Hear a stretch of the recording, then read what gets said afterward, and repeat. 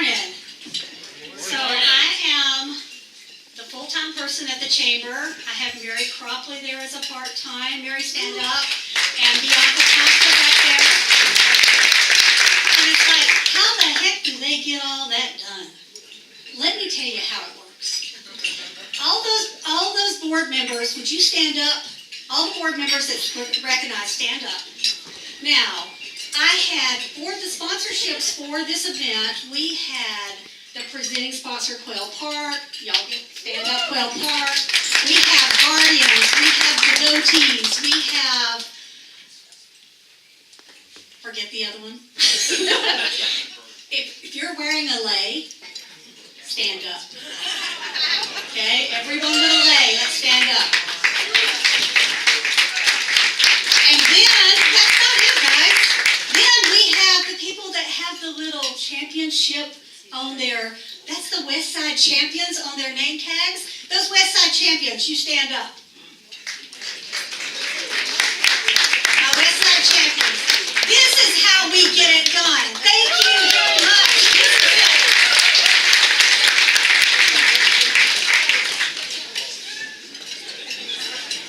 I am especially excited today because what I wanted to give you this morning is hope. I wanted you to have a light, and I found one. 10, 15 years ago, I saw this thing from the Rainier Chamber, and it said, it's a little workshop on customer service. And it was a restaurant putting it on, and I thought, now, you have to realize I sold more apple pie during my Christmas breaks in college than Holiday Inn had ever sold. Because I knew how to talk about the hot pie with the ice cream oozing over it, and I had everybody convinced, so everybody had a piece. So I thought, I don't know what I'm going to pick up here, but I'm going to go. And I have to tell you that I was astounded at what I learned. It was 3 women, talked about how, and this was during the time where you don't hear words like empowerment and collaboration and really the development of a team and how every person from the dishwasher to the host to everyone is a part of the sales force, a part of the customer service. Before they got through, I was like, I need to figure out how I'm going to work for them. I mean, it was impressive, the passion that they showed. So I thought, well, that's probably just a couple of people. So I went to dinner there. And I was shocked. Every person, not that you should be shocked, but I was shocked, okay? Every person there had that same appeal. But they didn't overdo it. They knew how to underdo it. It was really a course on psychology. And I did not meet Joe Fugere until several years later. And then I knew where the leadership and the ability to connect had come through. I give you Joe Fugere.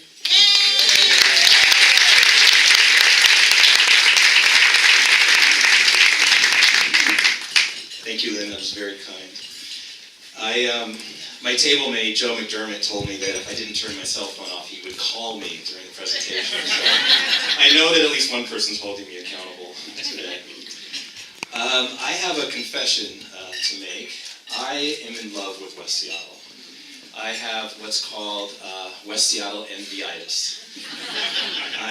My very first order of fish and chips when it was in the 60s, when I was a kid, was consumed on West Seattle, in West Seattle. My first bonfire, my first buzz from alcohol, my first romantic kiss. The last 3 of those were on one night, by the way. And I'll stop there.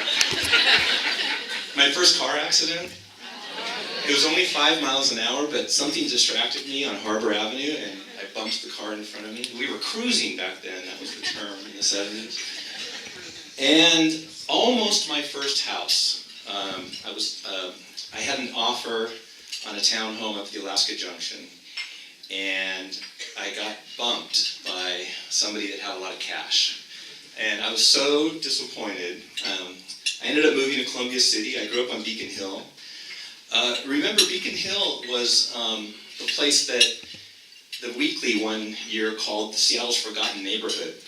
So you can imagine why I have envy for West Seattle. I would have opened my first restaurant here had I had my first home here, because I wanted to open a business close to home.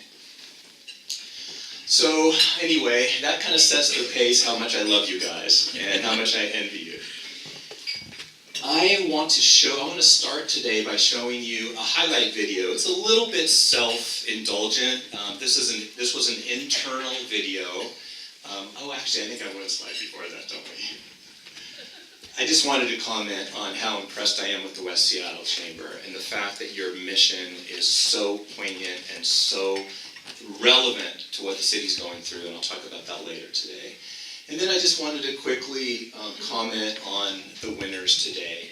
The Husky Deli, another one of those businesses where I consumed a lot of ice cream and sandwiches.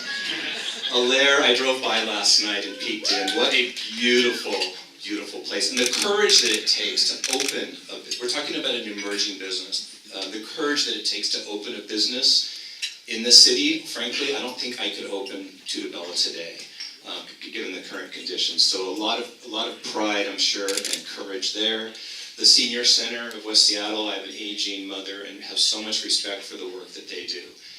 And then Laura, and just an advocate out there, being out there, just work, in this case, I think that might have been a campaign visit, but anyway, just what a great group of businesses and people, so congratulations. So I'm going to show you a video. It's a slideshow. It's self-indulgent. It's something we put together to celebrate like the last 10 years or so of Tutta. So if we can show that.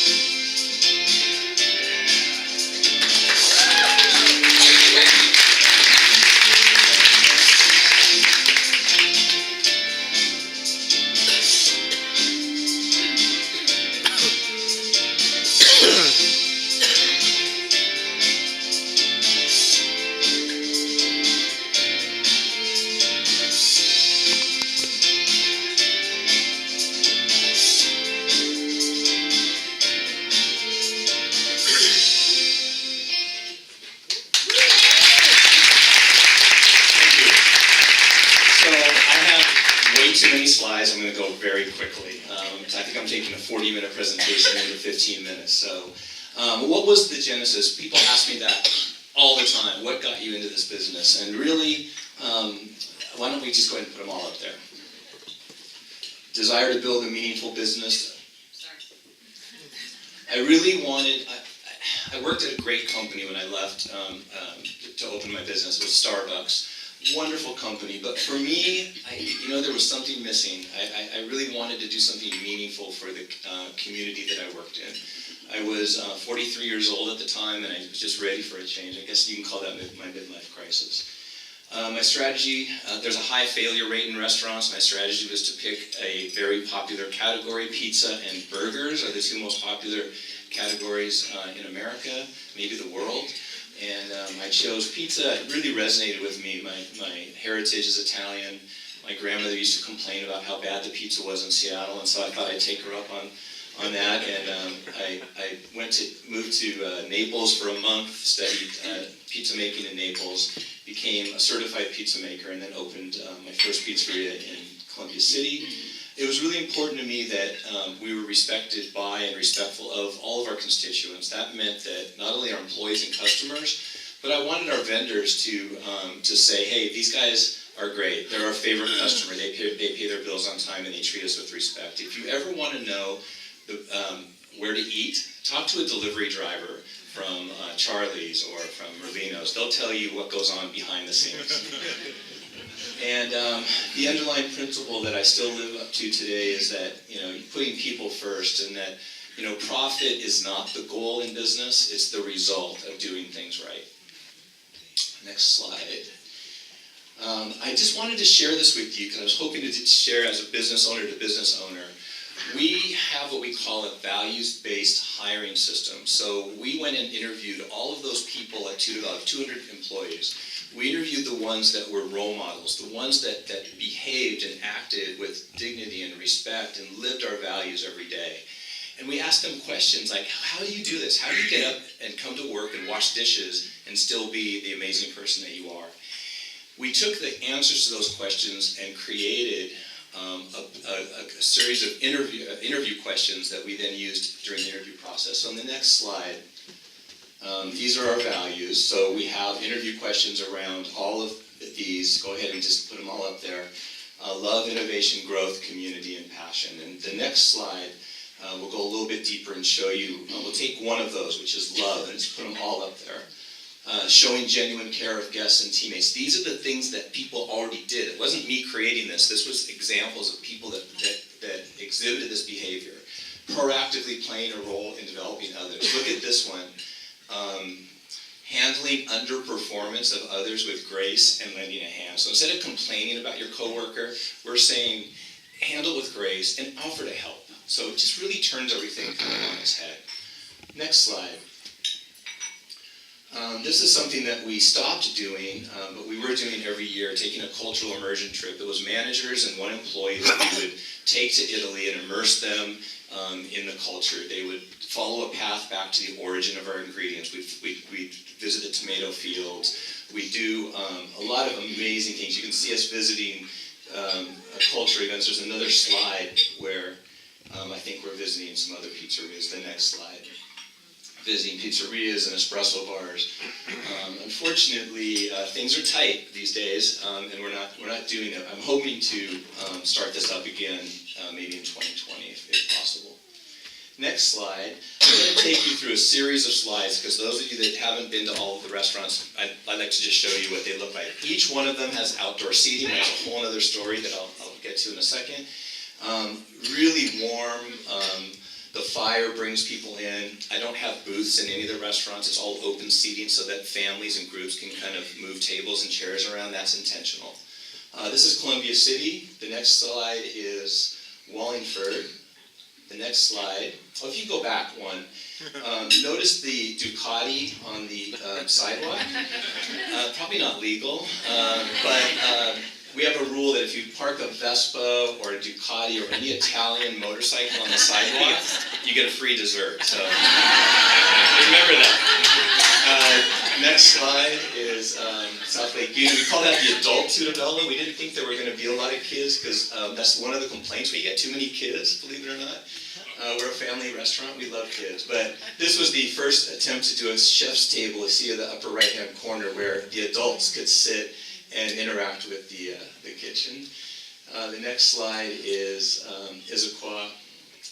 We took an old Chili's restaurant and just kind of put in some beautiful Italian umbrellas and made it our own.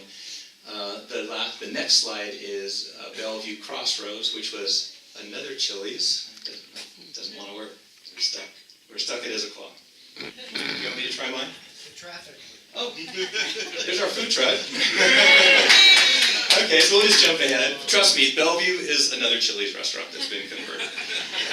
This is a 20-foot shipping container converted into a mobile restaurant. You see the Italian oven and the beautiful salumi slicer. There's a few more pictures of it. We can just scroll right through those. That's it opened up. That's showing some of the interior. Beautiful gold tile. That's us at a children's play garden event. My wonderful staff. Okay, next slide.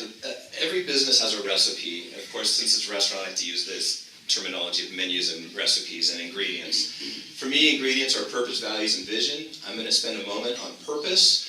This is, if a mission is what a company is, a purpose is why it exists. That's why purpose resonates with me so much. So let's go through purpose. Some great purpose statements. Next slide, if we can.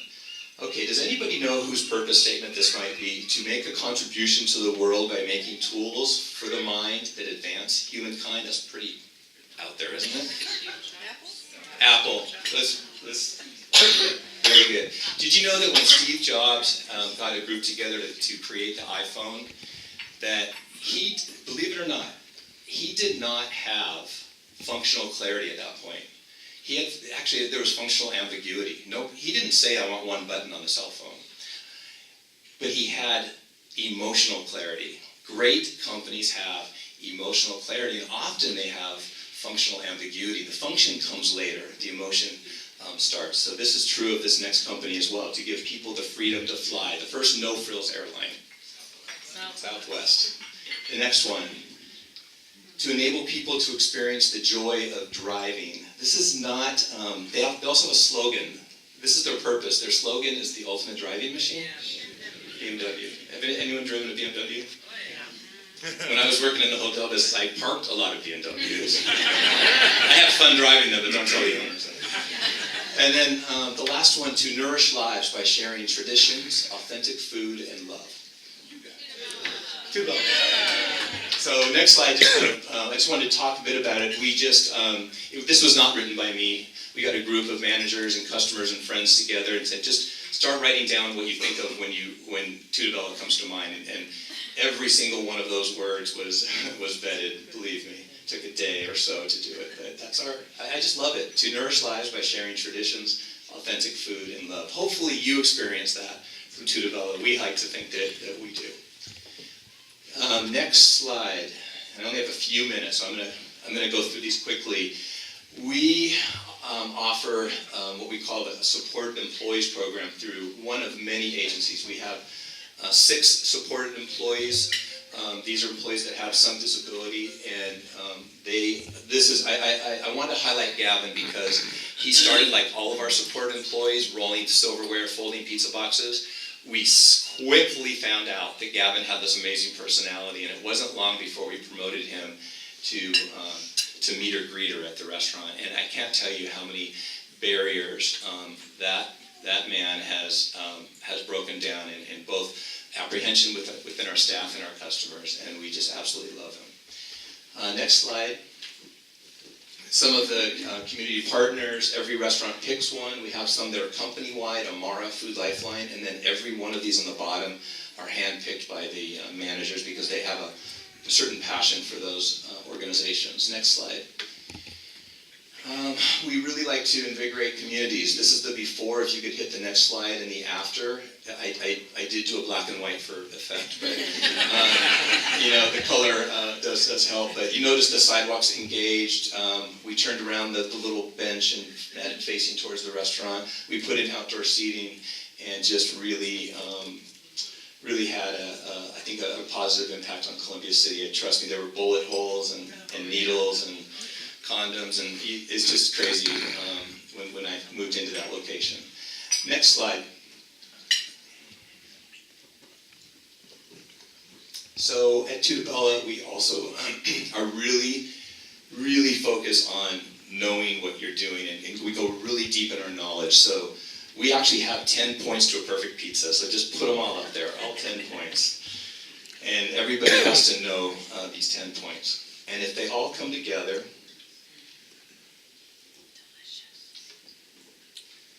yes, a flame blackened blister is part of the authentic Neapolitan pizza. Then the next slide shows you what it looks like. That, my friends, is a 10-point pizza. And I don't know about you, but my mouth starts to water when I see that pizza, even after 14 years of eating this every day. Isn't that beautiful? We call this, I could go on and on, but we call this outside edge the Carnazione. Okay, I know that I need to get to the Small Business Advisory Council, which is probably what most of you guys wanted to hear from me, but the next few slides I'm just going to go through them quickly. It's about leaning forward. I'm what I call myself the accidental activist. I had no desire to get involved in government in any way, but when I started as a business owner, and many of you in this room have done the same thing, you've been asked to speak out on something, and then when you're heard, you're like, wow, that worked. And on my first topic was sidewalk seating. I couldn't believe how confusing and how convoluted the process was to get outdoor seating in Seattle. When the mayor, on one hand, was talking about how we need to become the next Copenhagen, it was almost impossible to get chairs and tables on the seats. So I spoke up about it. This led to a meeting with the mayor. After that legislation passed, I got asked to speak with my U.S. Senator about the state of small businesses in America. That bubbled up to the White House. I mean, it's just amazing how things just, happen. And the next series of slides will show you how just speaking up about sidewalk seating ended up with me having a face-to-face meeting with the president, and then him actually asking me in a public meeting to deliver pizza to Air Force One. So why don't we just go through those slides. That's the mayor declaring it Pizza Week in Seattle. This is the governor. I was signing some legislation I worked very hard on. There's this at the signing in Olympia. This is sitting down with the mayor. There's a little the stack of 75-page loan application. I got turned down by Wells Fargo and all the other big banks. It was a small bank that actually financed my restaurant, and she wanted to tell that story in DC. The next picture is actually the meeting here in Pioneer Square with the president, and then this is actually, why don't we just play that video really quick? This was him mentioning some of the business owners who are here today, like Joe Fugere, Tutta Bella Pizzeria in Seattle. I still haven't tasted the pizza, but he promises I'm going to get some at some point. So I consider that an executive order. Seriously, I called the White House. I had their number in my cell phone because they had called me.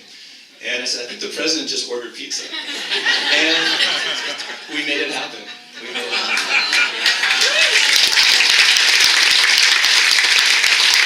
So I bring all of this up because the next topic, which is what I'm going to close on. Oh wait, these are some of the awards that we've won. This one, the next page. The one that I'm most proud of on the next page, if it comes up, is, you've been great, by the way. Was the Human Rights Award. It was the first time in the history of the Seattle Human Rights Commission that they had awarded a business and not an individual. As much as I would have liked to have received a Human Rights Award, they awarded the Tutta Bella the Human Rights Award, first time ever. So I was very proud of them. Okay, so all of this leads to, why did I get chosen to be on the Mayor's Small Business Advisory Council? I think part of it was because I was pretty noisy during her campaign. When Mayor Durkin came to Columbia City, I think I was relentless in telling her that I would help her get elected by rallying the troops in South Seattle if she would keep small businesses in mind. I told her that I was feeling that like small businesses were strangled in Seattle, that I felt that small businesses had been kind of left out, or well-intended legislation that the city council had passed, well-intended, targeted towards large businesses, often got us small business owners caught in the crosshairs. And it happened again and again. We just didn't want it happening. We wanted a voice. And one of the very first things that the mayor did was create a small business advisory council. It was one of the 30 things she did in office. So she really did follow through on that promise. And this is what we are charged to do. And providing guidance to the mayor, to the city council, proper city. I know Lorraine is here. She's already been a victim of my guidance, if we should call it guidance, regarding ways to support a sustainable and robust business environment in the city of Seattle. We are one of the most expensive cities in the country to do business, and we don't have the density that New York has. So we can't really afford. We're paying the rents that New York businesses are paying. But we're experiencing half the volume because we don't have the density. Those are the kinds of things that are happening in Seattle today. The next slide is just we can just leave this up here. This is the work that we're going to be doing. So I just wanted you to know that every one of you business owners has a voice, and it's through the council. There's even people from West Seattle, at least one that I know of, that is sitting on the wider council. I'm one of the co-chairs. And we really don't want it to be about the four of us. We want it to be about all of you. So you can either contact Kyla Blair, who's the small business liaison to the mayor, or myself, and we will channel you, and we will fight for you, and we will be your voice. And I can't tell you how critical it is right now for all of us to have a voice that we frankly haven't had in a long time. So that's my presentation. And I know I squeezed a lot in a little bit of time, and I think I went a little over, but thank you very much.